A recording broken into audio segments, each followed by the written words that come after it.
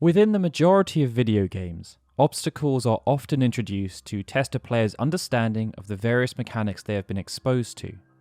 These obstacles come in all shapes and sizes, but within role-playing games, they almost always manifest as a boss. The most frequent type of boss relates to the story, used as a way for the player to benchmark their progress and add some narrative payoff. To complement, there are sometimes optional bosses that can be fought, and these often reward players for venturing off the beaten path. In the earlier days of the Final Fantasy franchise, these two types of bosses coexisted, and they were often on an equal footing in terms of difficulty. But following the release of Final Fantasy V, it became clear that the game had changed, as a third type of boss appeared, the Superboss. These bosses would be designed to provide a specific challenge that went far beyond what the core experience offered. But what's interesting is just how much the role and manifestation of these so-called superbosses has changed over time. It's why we're excited to explore this particular topic in our typical granular style. And this video will serve as just the first episode in a huge multi-part series that will explore, we hope, almost every single superboss to have been associated with the Final Fantasy franchise in chronological order. So with that in mind, we encourage you to sit back and relax as we explore the complete evolution of superbosses. By 1987, video game designers around the world were still playing around with various mechanical toolkits as they sought to create the optimum balance between challenge and fun. This would almost always see the core gameplay loop focused on progressive difficulty enhancements, meaning that to finish a game, players needed to overcome challenges of increasing difficulty. Irrespective of the genre, the majority of these challenges were mandatory. Platformers introduced more difficult stage designs and obstacles, shoot-'em-ups introduced more enemies and more projectiles to evade, and fighting games introduced souped-up enemies that were at the hands of devilish computer-controlled opponents. Because of these games being modelled on the arcade scene, there was often very little room for exploration. There was only one path to victory, and sometimes that path could be walked for a near infinite amount of time. But role-playing games were different. They offered the player choice, and this changed how designers approached the notion of challenge in this type of game. At various points throughout the story, bosses would be used to benchmark progression and ensure the player was at an appropriate skill level or strength level to overcome the next set of challenges. If not, they would need to try again. But unlike in other genres, where the scenario would require players to just get better, within role-playing games, failure could be overcome by enhancing characters through the process of grinding, something that would, in effect, make the game easier. Within the original Final Fantasy, grinding was facilitated by taking part in random encounters that could occur either on the world map or within dungeons. The difficulty of these random encounters was tailored to the specific location in which they occurred, so as to not pose too much of a challenge. They would also almost always be easier than the boss encounters players were trying to overcome. But almost was the crucial word here, as within the original Final Fantasy, one enemy, which could be fought via a random encounter, was developed as a nasty surprise, and its power was on par with the strongest mandatory boss in the game. After slogging through the Flying Fortress, the game's penultimate dungeon, players needed to cross a narrow bridge to square off against Tiamat, the strongest and final member of the Four Fiends. By making it this far, players must have felt quite comfortable that they would be able to deal with whatever random encounters were thrown their way. The only question was whether they'd be able to overcome the final challenge that awaited. This scenario was one that the majority of players faced. But for those that were unlucky, another scenario occurred, the appearance of Warmech within a random encounter. In the original Japanese Famicom version, there was a 1 in 64 chance of Warmech appearing should a random encounter occur on this small bridge. This probability was then upped to 3 in 64 for the North American release. But even though the probability was increased, the challenge remained the same. The power of Warmech was on par with Chaos, the game's final boss, and it far exceeded that of Tiamat. Facing off against this mechanical nightmare therefore served as a horrible reality check for unprepared players, and the most probable outcome was a swift game over. Its powerful nuclear ability would often provide this deliverance, But even Warmech's standard attacks could still deal considerable damage due to its high offensive stats. On the other side, Warmech also featured very high defensive stats, and was resistant to most elements. Despite the challenge, Warmech could be defeated, and although nothing was offered in terms of high-level weapons or equipment, 32,000 experience was up for grabs, a figure that was almost 6 times more than the experience granted for defeating Tiamat. But if you were able to defeat Warmech, the benefit of obtaining that much experience was moot. Luck could also play a big part in the encounter, as there was a small percentage chance that Warmech would flee. This would result in no rewards being granted, but living to fight another day could be seen as a reward in itself. The other intriguing element around Warmech was just how out of place it was in comparison to the rest of the game. Almost everything was grounded in high fantasy, with elves and dwarves and lots of traditional magic and castles. Yet Warmech was a hulking mechanical monstrosity, and it's implied, much like the Flying Fortress itself, that it was a relic of a long-lost civilization whose technology far surpassed the modern world. And if that's true, it would explain why the nature of the challenge posed did not align with everything else that could be experienced in the game. Final Fantasy II saw wholesale changes to almost every aspect of design, and amongst other things, this saw new approaches adopted for storytelling and character progression. One aspect that was retained, however, was the notion of a challenging random encounter. In the original Famicom version of the game, this manifested through an enemy called Tetsukyojin, which would later become known as the Iron Giant. It could appear as an uncomfortable surprise for players as they reached the game's conclusion, but here it was much closer to the game's conclusion, as Tetsukyojin could be encountered on floors 5F to 7F in the game's final dungeon, Pandemonium, whereas Warmech was found within the penultimate dungeon. As if to signify its connection as a spiritual successor to Warmech, in the original version of Final Fantasy II, Tetsukyojin could only be encountered as the 64th battle in the area. Tetsukyojin could also flee, however, it would no longer be based exclusively on chance. Instead, the decision was based on the player's current HP, with lower HP levels decreasing the chance of the enemy fleeing as it was more confident in its success. This meant there was a notion of adaptation, and it also created a sense of jeopardy, as to win, players would need to act like a wounded animal. But this would then be risky, as the strength of Tetsukyojin should not be underestimated. When including all random encounters and bosses, Tetsukyojin had the joint highest base attack and joint second base highest defense. It also had the strongest magic resistance and could deliver 12 physical attacks per turn, whereas the game's final boss, the Emperor, could only land 8 physical attacks per turn. These factors, when combined, made Tetsukyojin one of the strongest opponents in Final Fantasy II, but the challenge could be mitigated through a sensible strategy, and its weaknesses could be exploited. Final Fantasy III, IV, and Mystic Quest would go on to feature some tough encounters within the game's final dungeons, but there would be nothing similar to either Warmech or Tetsukyojin. Instead, mandatory bosses would be much stronger by comparison, and there will be no question as to each game's final boss being the true test of party setup and strategic acumen. Final Fantasy V also featured a difficult final encounter, which saw the player need to best X-Death and then Neo X-Death in a mini-boss medley. But beyond that, it also introduced 2 optional encounters that were unlike anything ever seen before in the franchise.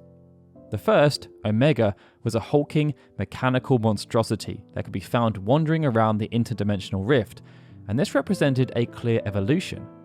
Warmech and Tetsukyojin were both chance random encounters. The player had limited say on whether to engage, and although their existence is well known now, back when the first 2 Final Fantasy games were released, they were an uncomfortable and shocking surprise that would only be experienced by a select few due to them having such low encounter rates. Omega differed by being given a physical representation on the map, as if to goad players. This, by default, elevated its status, and its placement, which was thankfully right after a save point, was designed to make traversing that particular area in the interdimensional rift quite uncomfortable. If players were not careful, Omega would be antagonized, and the majority of players would not survive this unfortunate event despite their assumed strength, given Omega appeared in the game's final dungeon. What made Omega so threatening was that its strength was far and above any of the mandatory or random encounters that could be experienced. And this was unlike the case of Warmech or Tetsukyojin, where they were considered contemporaries. As if to emphasize this, whereas the 4 parts of Neo Exdeath had an average level of 80, Omega was level 119. Each individual stat was also very high, including physical and magical evasion and physical and magical defense. This meant that even if attacks did land, their damage would be mitigated. Omega also had 55,530 health, one of the highest figures in the entire game. Should Omega be bested, 50,000 gil will be granted to the victor, but there was no experience awarded, nor was there any powerful equipment available via stealing or a post-battle drop. The only thing the player would acquire was the Omega badge, an in-game trophy that served as proof that the titanic foe had been defeated. Elsewhere in the interdimensional rift, another superboss called Shinryu laid in wait. Unlike Omega, Shinryu was not given a physical presence. Instead, it offered something unique for a superboss by protecting something of great worth by appearing as a monster in a box. This, in turn, served as a partial reference back to Warmech and Tetsukyojin, as there was still an element of surprise, with there being no way for the player to know Shinryu was laying in wait until they opened the chest. Whereas Omega was level 119, Shinryu was only level 97, and it had 30 less HP, but that didn't make it any less fearsome. This might was displayed with immediate effect, as Shinryu would cast Tidal Wave on its first turn, and it meant most players would be left staring at a game over screen without even being able to muster much of a fight. With the proper preparation, however, such as fitting out the party with coral rings so as to absorb the Tidal Wave ability, Shinryu would be much more manageable. However, due to its powerful spells, which included the likes of Roulette, a blue mage spell that could cause instant death, it could still pose a significant challenge. Upon defeating Shinryu, not only would the player acquire the Dragon Seal, an in-game trophy that served as proof of victory, but they would also acquire the Ragnarok Sword. Dragon's Whisker, a powerful whip, could also be stolen during the encounter itself, and this was an interesting element, as it was also possible to flee from the encounter against Shinryu, so the item could be repeatedly stolen. The two superbosses would have numerous mechanical similarities, such as them both using blue magic abilities, but perhaps the most intriguing element was that lore tied them together. Similar to Warmech, it's said that Omega was an ancient piece of technology that was associated with an advanced culture. Shinryu, on the other hand, was an ancient beast of great renown. They had both somehow become engaged in a battle, and this battle was at a constant stalemate. Due to the devastation they wrought on the land and the population, it was therefore necessary for them to be sealed inside the interdimensional rift, lest they destroy the entire world. Before we dive into exploring how the comprehensive blueprint provided by Omega and Shinryu was built upon within Final Fantasy VI and VII, did you know that we currently have over 300,000 subscribers, but that over 60% of the people who watch our videos are not subscribed? If you're not subscribed and you choose to do so right now, you can get us way closer to our next big milestone, hitting 350,000 subscribers. Due to the prominent and successful implementation of superbosses in Final Fantasy V, the original plan was to provide a similar experience in Final Fantasy VI. This was meant to manifest through the Kaiser Dragon, but due to time constraints, the content ended up being dummied out. But even though the true superboss was cut, players were still able to square off against a pseudo-superboss. Deathgaze could be encountered in the World of Ruin, but initiating the encounter was not straightforward. Much like Omega, Deathgaze was given a physical representation on the world map, and the fight initiated when occupying the same space. But finding Deathgaze was part of the challenge, as it would hide in random locations and the player needed to hunt it down.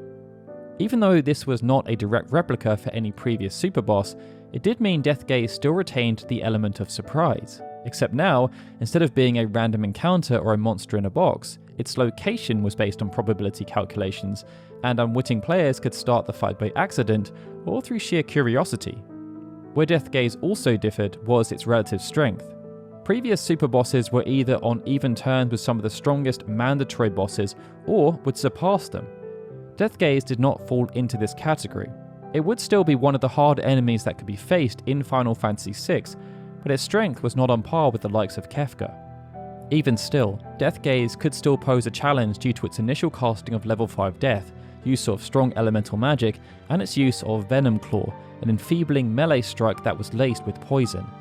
Deathgaze, much like Warmech and Tetsukyojin, also had the chance to flee, and this was where the challenge differed. As Deathgaze was a single entity as opposed to a random encounter, it had one central pool of HP, and when it fled fights and ran to a new random location on the world map, when the next fight was initiated, it would remain at the same level of HP it was after fleeing the previous encounter. The path to victory was therefore not about dealing huge amounts of burst damage. Instead, it was a war of attrition, as while the player could heal up between encounters, Deathgaze could not. After overcoming Deathgaze, no immediate reward was offered, but the party would learn that it was protecting the Bahamut Magicite, and this served to fulfill the same trait as Shinryu, which was protecting the Ragnarok. Final Fantasy VII, at least in the initial sense, would end up suffering through a similar scenario as Final Fantasy VI. The initial Japanese release did not feature any superbosses, but Ultimate Weapon did serve as a subtle allusion back to Deathgaze due to its random roaming of the skies and there being multiple encounters. Ultimate Weapon was then superseded as the strongest optional enemies for players to face, as for the international release of Final Fantasy VII, the developers took advantage of the localization time to make numerous gameplay tweaks, fix bugs, and add brand new content. And amongst all of this brand new content was two superbosses. Ruby Weapon and Emerald Weapon first appeared in the North American release of Final Fantasy VII, before then appearing in Final Fantasy VII International, which was released a month later in Japan. In spite of their delayed arrival, Ruby Weapon and Emerald Weapon had been foreshadowed, and in this regard, they were the first superbosses to have a direct connection with the in-game lore. This denoted them as ancient creatures of awesome power that had been created many years prior by the planet as a layer of protection should a dangerous enough threat appear. Similar to Ultimate Weapon and Diamond Weapon, both were given physical representations on the world map, and the encounters would initiate when occupying the same space. But whereas Ruby would be restricted to a desert around the Gold Saucer area, Emerald was free to roam around.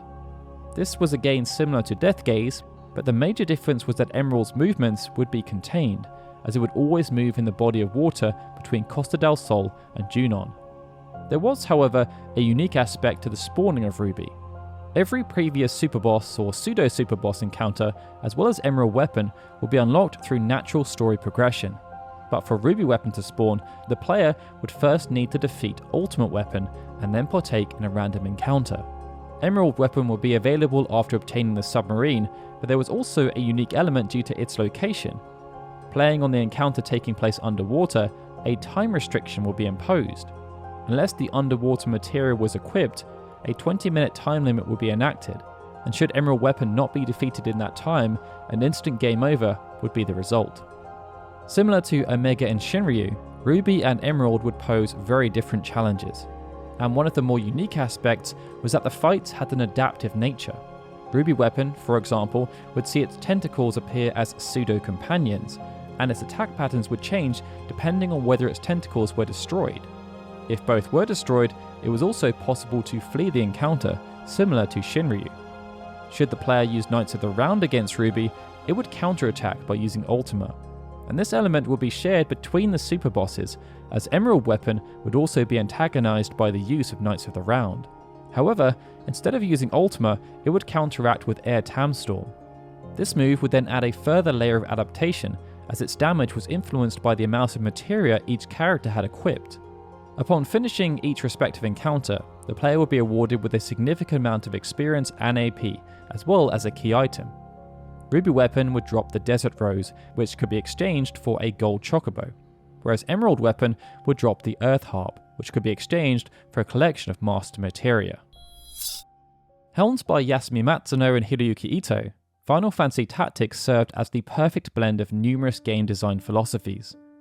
On the surface was a gritty narrative and a compelling turn-based gameplay system, but for players that wanted more, there was plenty of optional content, including Midlight's Deep. This optional dungeon could be accessed after completing the battles in Malond, and it consisted of 10 independent levels of increasing difficulty. Everything would then culminate with a fight against a secret and ancient Lokavi known as Elidibus, who would act as the game's resident superboss. Compared with every previous superboss, this was a significant change. Outside of Ruby Weapon and the whims of probability, none had been gatekept. But to fight against Elidibus, players would not only need to overcome numerous challenging encounters, they would also need to solve small combat-based puzzles and explore, as the path forward was not always clear. After reaching the 10th floor, dubbed Terminus, players would then square off against Elidibus. But this would surface another distinction, as Elidibus had clear narrative exposition. With previous superbosses, the narrative had either been implied or there by association, but here there were specific cutscenes created to add intrigue and raise the stakes. This was apparent as the encounter commenced, as Elidibus used the secret 13th Orocyte to transform into the Lucavi known as Serpentarius. This then continued the association with superbosses and ancient and mystical species or technology. Elidibus also wielded Zodiac, the most powerful summonable entity in the game, and due to the game's mechanics, any character who was using the summoner job during this encounter had the chance to learn Zodiac for themselves. To further add to the intrigue, a guest character called Byblos would join Ramza for this encounter, and based on the challenge offered by Elidibus, having this ally would be more than welcome. After the encounter then concluded, the player would gain access to numerous indirect rewards. Similar to Shinryu, after defeating Elidibus, the player could obtain 2 powerful swords, but beyond that, should Byblos survive the encounter, they would join the party on a permanent basis. Whereas Final Fantasy VI and VII did not feature proper superbosses within their original Japanese releases, the same approach was not taken for Final Fantasy VIII. Similar to Final Fantasy V and Final Fantasy VII International, Final Fantasy VIII featured 2 superbosses for players to test themselves against. But whereas in those 2 previous games the 2 sets of superbosses could be considered contemporaries to each other due to their relative power and the unique challenges each encounter posed, Final Fantasy VIII introduced a clear hierarchy of power. Each superboss served as an extension of the weapon concept that was introduced in Final Fantasy VI and then expanded upon in Final Fantasy VII. Ultima Weapon, which had appeared in both games, served as a tough mandatory boss in one and a pseudo superboss in the other, and in Final Fantasy VIII, it was the weaker of the 2 superbosses. Omega Weapon, which was a variant of weapon never seen before, would then serve as the true superboss. And although it's never been confirmed, it's nice to think that this name was chosen as an allusion to one of the original superbosses, Omega. Even though Ultima and Omega Weapon had different stature, they would adopt numerous superboss traits that had seen before, sometimes in isolation, but sometimes as a collective unit. Ultima Weapon, for example, could be found at the bottom of the Deep Sea Research Center, an optional dungeon, and this referenced Elidibus. Conversely, Omega Weapon could be found within Ultimecia's castle, the game's final dungeon, and this served as a reference back to Omega and Shinryu. Each superboss would also guard notable treasures of differing values. The 3 stars item would be rewarded for completing each separate encounter, but Eden, the most powerful guardian force, could be drawn from Ultima Weapon, something that served as an allusion back to Deathgaze, who was protecting Bahamut. And after defeating Omega Weapon, the player would receive the Proof of Omega, just like in Final Fantasy V. However, here it would no longer manifest as a key item. Instead, the Proof of Omega would appear in the tutorial section of the menu screen. There was also an element of intrigue associated with both Ultima and Omega Weapon. In the past, the majority of superbosses could be accessed with relative ease. Only Ruby Weapon and Elidibus varied here, but the methods of unlocking were still quite straightforward, and required nothing more than defeating an enemy or navigating through a dungeon. Final Fantasy VIII upped the ante by providing specific challenges that needed to be overcome before the player was deemed worthy of squaring off against each superboss. In the case of Ultima Weapon, first the player would need to correctly answer Bahamut's riddles and then defeat Bahamut. After doing so, and then re-entering the dungeon, it was possible to go even deeper. But progress would be impeded by locked gates that would need to be opened with a resource called Steam Pressure Units. These would need to be carefully managed, as only 20 Steam Pressure Units were allocated to the player, and they needed 10 units remaining when reaching the dungeon's conclusion to trigger the fight against Ultima Weapon. To unlock Omega Weapon, the player would need to solve a very different puzzle. One party would need to head to the fountain and activate the switch point, and the other would need to navigate to the bottom of the staircase and ring the bell. This action would then cause a timer to appear, and the route to Omega Weapon would be unlocked. The player would then need to switch back to the original party and run into the chapel where they could see Omega Weapon lying in wait. The challenge posed by each encounter would vary in difficulty due to the aforementioned stature, with Omega Weapon serving as the much greater challenge. However, the difficulty could be mitigated by manipulating Final Fantasy VIII's leveling mechanic. Similar to many of the other enemies and bosses that could be encountered in Final Fantasy VIII, stats and usable abilities would scale along with the player. This meant Omega Weapon could have just over 100,000 HP and only 67 strength when faced at level 1, but over 1.1 million HP and 255 strength when faced at level 100. Neither boss would have its abilities altered based on level, however. And in the case of Omega Weapon, this meant it would always use level 5 Death, Ultima, and its most brutal ability, Terror Break, which would land 16 physical attacks on random targets. Final Fantasy IX was designed by Hiroyuki Ito and Hironobu Sakaguchi as both an effective and meaningful tribute to earlier Final Fantasy games, and as a progressive end to what had been a fantastic run of games on the PlayStation. It's perhaps for this reason that they were again only two major superbosses, and they would adopt numerous established traits. But these superbosses would also push established traits even further than before. Whereas every previous superboss was either a terrifying mechanical monstrosity or a powerful mythical being, Ozma was a giant floating sphere. Its colour palette was also quite abstract, as there was almost no consistency, and its upper half was light while the lower half was dark. This design has helped Ozma to become recognisable in an instant, but it has also become infamous as a superboss due to not just the challenge posed by the encounter itself, but also the numerous steps that would need to be undertaken to even gain access to the fight.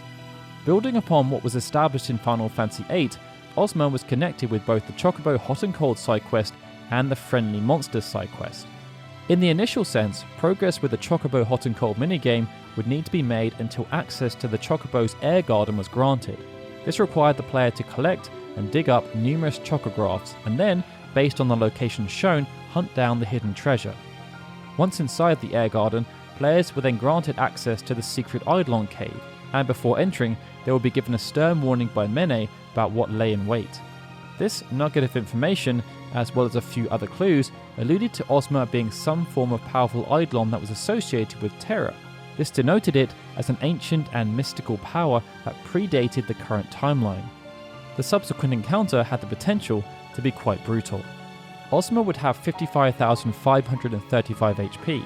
Compared to more recent entries, this figure was quite low for a superboss, but it was in keeping with the dynamic ATB system designed by Ito, and it was also a subtle nod back to Final Fantasy V, as the figure was just 5 HP more than Omega and 35 HP more than Shinryu. Some previous superbosses had featured attack patterns that would adapt to actions taken by the party, but Ozma evolved this notion in a significant manner.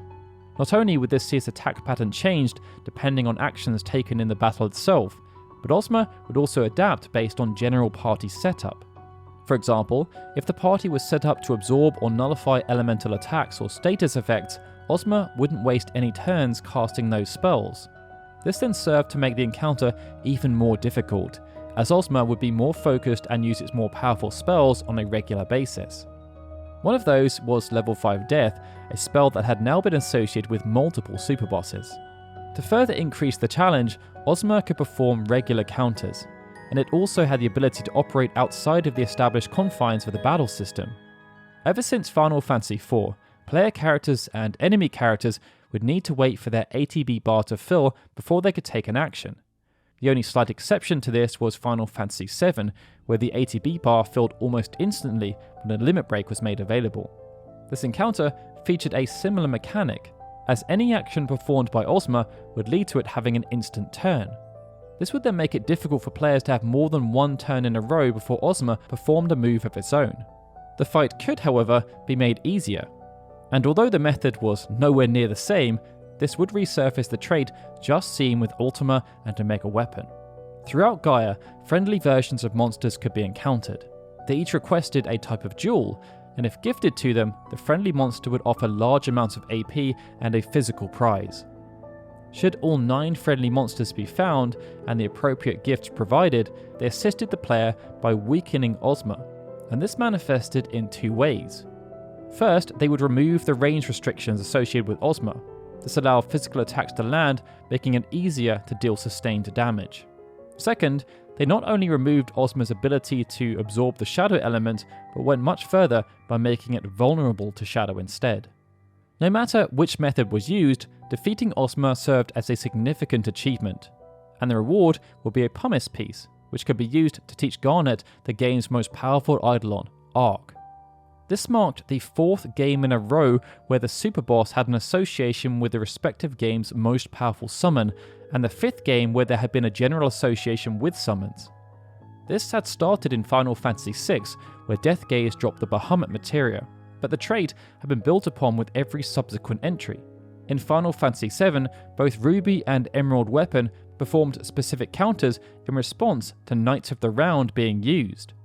In Final Fantasy Tactics, Zodiac, the game's most powerful Eidolon, could be summoned by Elidibus. This in turn allowed summoners to learn Zodiac themselves. And in Final Fantasy VIII, Eden could be drawn from Ultima Weapon. And to further this intriguing trait, the association with summons and superbosses would also be present with another of Final Fantasy IX's superbosses, Hades. Access to Hades would be much simpler than Ozma, but there was still a degree of secrecy.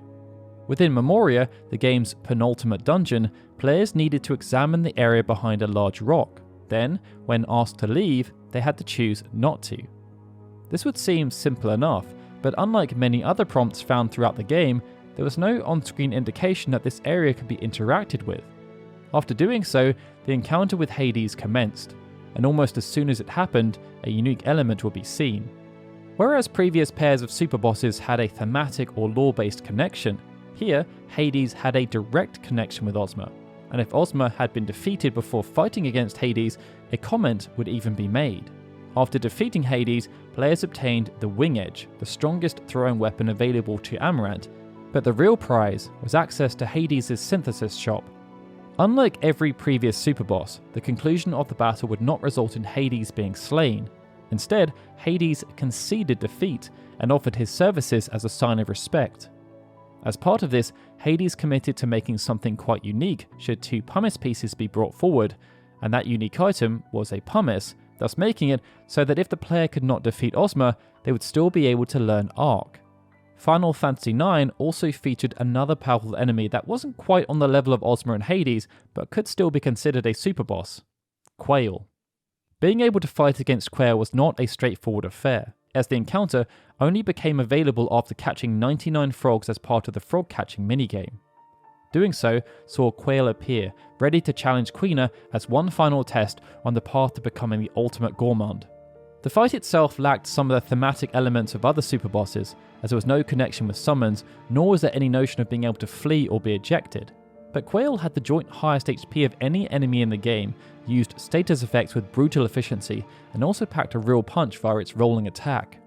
The reward for beating Quale would then be the Gastro Fork, Quina's ultimate weapon. By this point in the franchise, it meant there had been significant evolution around the concept of superbosses.